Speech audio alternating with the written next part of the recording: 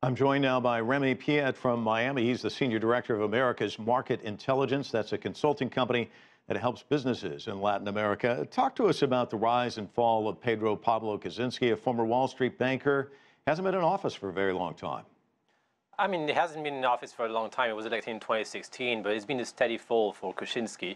He already barely avoided an impeachment in December. We had to negotiate the pardon to former President Fujimori, the father of the opposition leader today.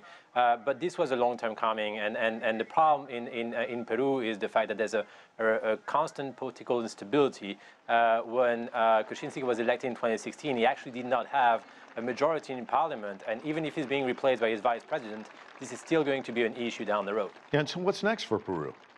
So Martin Vizcarra was the first vice president, currently the ambassador to Canada, will step in. But if the fact that Fujimori, which is running on a populistic right-wing platform, is holding the parliament, will likely prevent Vizcarra from moving forward from key economic reform that the country needs.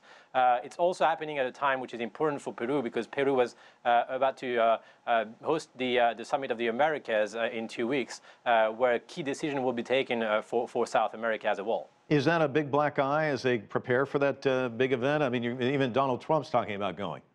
I mean, Donald Trump confirmed that it was coming. I mean, it's an important event happening every 3 years in Latin America.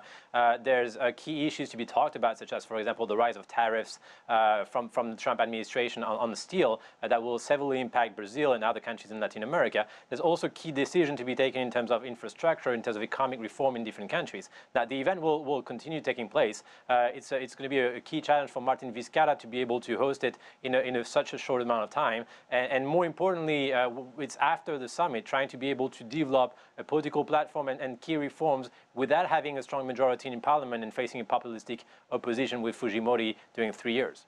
Talk to us about the tentacles of Odebrecht, because we've talked a lot about it, and with regards to Brazil, now Peru, there are other countries as well implicated.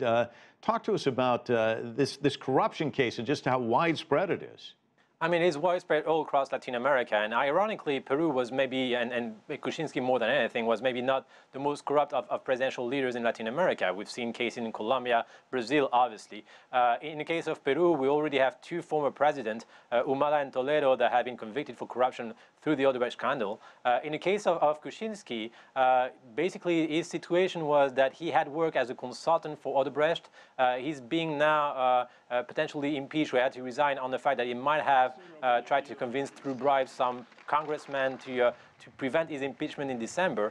But he's probably less corrupt than most political leaders in Latin America and linked to the Odebrecht scandal. The key issue in Peru is not so much about corruption, although corruption is very present in the country, but it's about this constant deadlock in the Congress between Keiko Fujimori, the daughter of the former dictator Fujimori from the 1980s, that actually wants to take over power and become the next president. Remi, I was talking to a journalist in Brazil not too long ago, and they were talking about their corruption cases there and what it's done to the psyche of the people of Brazil. I'm wondering, what does this do to the people of Peru? You're talking about this stalemate, and also the corruption itself.